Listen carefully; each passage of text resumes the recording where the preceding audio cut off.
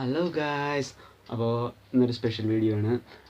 Special എന്ന് ഞാൻ പറഞ്ഞു കഴിഞ്ഞാൽ നമ്മുടെ ചാനൽ 6000 സബ്സ്ക്രൈബേഴ്സ് കഴിഞ്ഞിരിക്കുകയാണ്. അതുമാത്രമല്ല, ഞാൻ ആദ്യമായിട്ടാണ് ഒരു വ്ളോഗ് ചെയ്യുന്നത്. പിന്നെ ഞാൻ 1.5 വർഷമായിട്ട് വളർത്തുന്ന മുടി ഇന്ന് ഹെയർ ഡൊണേഷൻ ചെയ്യുകയാണ്. നിങ്ങൾ തമ്മിൽ കണ്ടു കാണും.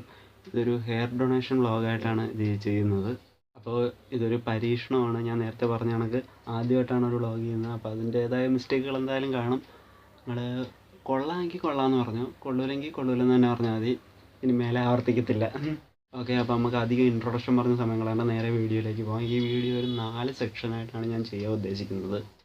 അതിലൊന്നാമത്തെ കാര്യം എന്തിനു വേണ്ടിയാണ് ഹെയർ ഡൊണേഷൻ ചെയ്യുന്നത്, രണ്ടാമത്തെ കാര്യം എങ്ങനെ ഹെയർ ഡൊണേഷൻ ചെയ്യാം, മൂന്നാമത്തെ കാര്യം ഹെയർ ഡൊണേഷൻ ചെയ്യുമ്പോൾ ശ്രദ്ധിക്കേണ്ട കാര്യങ്ങൾ, നാലാമത്തെ കാര്യം ഈ ഹെയർ ഡൊണേഷനെ കുറിച്ച് മറ്റുള്ളവരുടെ അഭിപ്രായം.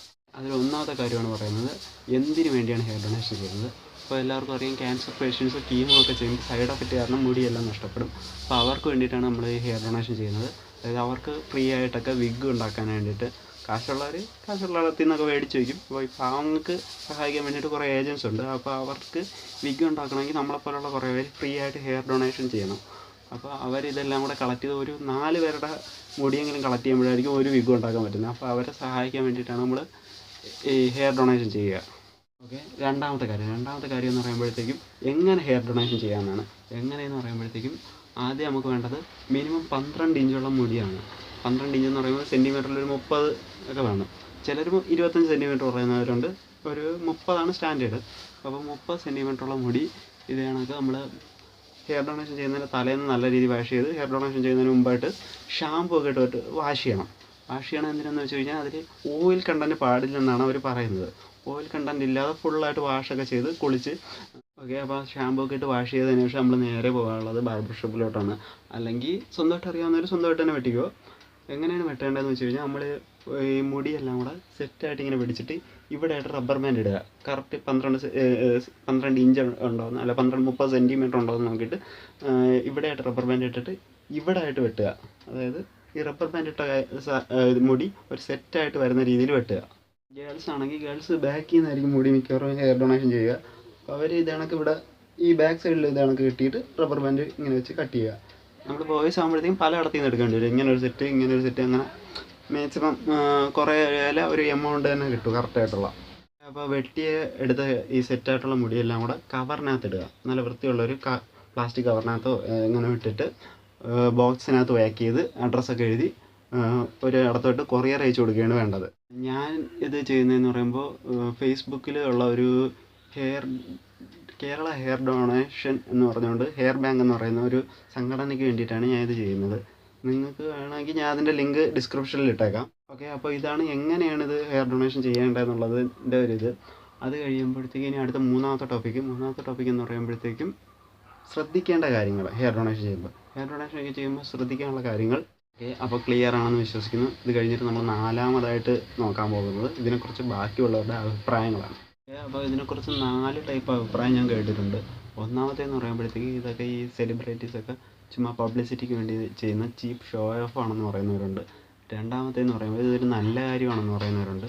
മൂന്നാമത്തേന്ന് പറയുമ്പോൾ ഇത് നമ്മൾ ചെയ്യുന്ന കറക്റ്റായിട്ട് അവരുടെ കയ്യിലൊന്നും അല്ല എത്തുന്നതെന്ന് പറയുന്നവരുണ്ട്. നാലാമത്തേന്ന് പറയുമ്പോൾ ഇതിൻ്റെ ഒന്നും ആവശ്യമില്ലെന്ന് പറയുന്നവരുണ്ട്. ഓക്കെ, ആദ്യത്തേലോട്ട് പോവാം. ഇവരെല്ലാം ഇത് പബ്ലിസിറ്റിക്ക് വേണ്ടിയാണ് ചെയ്യുന്നതെന്ന് പറയുന്നത്. പബ്ലിസിറ്റിക്ക് വേണ്ടിയാണ് ചെയ്യുന്നതെന്ന് പറയുന്നതിലൂടെ ഞാൻ വലുതായിട്ട് യോജിക്കുന്നില്ല. കാര്യം എന്താണെന്ന് വെച്ച് കഴിഞ്ഞാൽ, ഇപ്പോൾ ഒരു ഫിലിം സ്റ്റാർ ഇത് ചെയ്യുകയാണെങ്കിൽ അതുവഴി കൂടെ കുറേ ആൾക്കാർ ഇത് അറിയും, ഇതിനെക്കുറിച്ച് ഇങ്ങനെയൊക്കെ പരിപാടിയുണ്ട്, ഇങ്ങനെയൊക്കെ നമുക്കും വേണമെങ്കിൽ ചെയ്യാമെന്ന്. അപ്പോൾ അവർ വഴി കുറേ ആൾക്കാരോട് ഇത് ചെയ്യാൻ വേണ്ടി ഇറങ്ങും. അപ്പോൾ അവരെന്ന് പറയുന്ന ഒരു സമൂഹത്തിനെ ഇൻഡിക്കേറ്റ് ചെയ്യുന്ന ഒരു ഇതായിട്ടാണ് ഞാൻ കാണുന്നത്. അപ്പോൾ ഒരു സെലിബ്രിറ്റിയാണ് ഇത് ചെയ്യുന്നതെങ്കിൽ ഒരുപാട് പേരിലേക്ക് അത് എത്തും. ആ ആശയം ഒരുപാട് പേര് ചെയ്യും. ഇപ്പം ഞാൻ സെലിബ്രിറ്റി ഒന്നുമില്ല, ഞാൻ വലിയ ആളൊന്നുമില്ല, എന്നാലും ഞാനിപ്പോൾ ഇത് യൂട്യൂബിൽ ഒരു ബെഹപ്പൂർ സുൽത്താൻ എന്ന് പറയുന്നൊരു ചാനലിൽ ഇതിലെ ശ്യാമേട്ടൻ ചെയ്യുന്നത് കണ്ടിട്ടുണ്ട്. അതുമാത്രമല്ല നമ്മുടെ സ്റ്റാർ മാജിക്കിലെ ഷിയാസ് കരിയും ചെയ്യുന്നത് കണ്ടിട്ടുണ്ട്.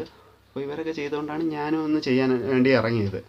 അപ്പോൾ എന്നിട്ടാണ് ഞാനും വ്ളോഗ് ചെയ്യുന്നത്. ഇത് കണ്ടിട്ട് ആരെങ്കിലും ചെയ്യുമെന്ന് എനിക്കറിയത്തില്ല. അഥവാ ചെയ്ത് കഴിഞ്ഞാൽ അതെൻ്റെ ഒരു വിജയമാണ്. ഓക്കെ, അപ്പോൾ അതിന് വേണ്ടിയിട്ടായിരിക്കും അവർ മിക്കവാറും ചെയ്യുന്നതെന്നാണ് എൻ്റെ ഒരു അഭിപ്രായം.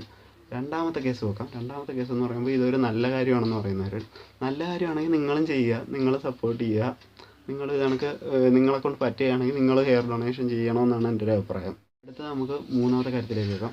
ഇത് നമ്മളെ കറക്റ്റായിട്ടുള്ള ആൾക്കാരിലല്ല എത്തുന്നതെന്ന് പറയുന്നവരടുത്ത് അവർ പറയുന്നതിൽ പാതി സത്യസന്ധമാണ്. എന്ന് വെച്ച് കഴിഞ്ഞാൽ ഇതിൻ്റെ ഇടയിൽ കുറേ ഏജൻസൊക്കെ ഉണ്ട്, ഉടായിപ്പ് ഏജൻസ്. അവരെന്ന് പറയുമ്പോഴത്തേക്ക് ഈ മുടിയൊക്കെ എൻ്റെ ഒരു കൂട്ടുകാരൻ പറഞ്ഞാണ്, അവരിത് കണക്ക് നേരെ സിംഗപ്പൂരിലേക്കോട്ടാണ് കയറ്റി അയക്കുന്നത്. അവിടെയാണ് ഈ വിഗ്ഗൊക്കെ ഉണ്ടാക്കുന്നതിൻ്റെ ഇത്.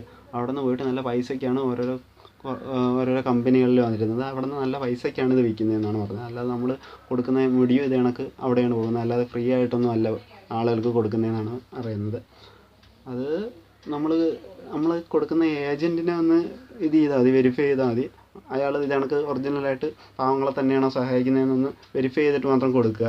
അത് മാത്രമേ അതിൽ ചെയ്യാൻ പറ്റൂ. ഓക്കെ, അപ്പോൾ നമുക്ക് നാലാമത്തെ അഭിപ്രായത്തിലേക്ക് പോകാം.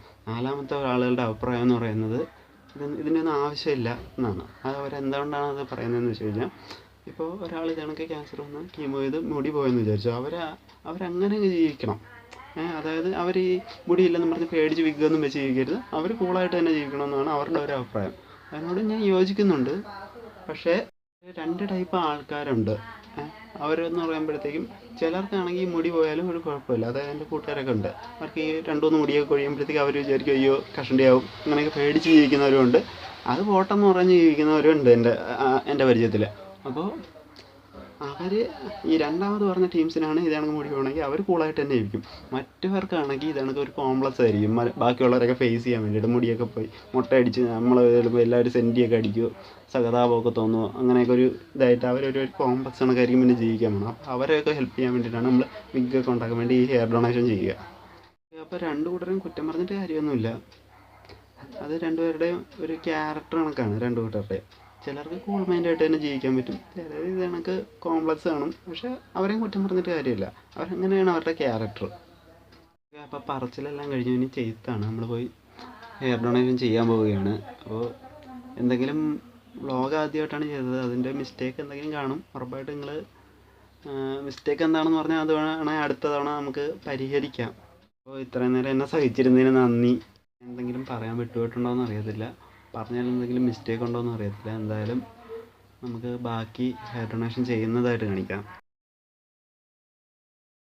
ഓക്കെ ഗൈസ്, അപ്പോൾ നമ്മൾ മുടി വിട്ടിരിക്കുകയാണ്.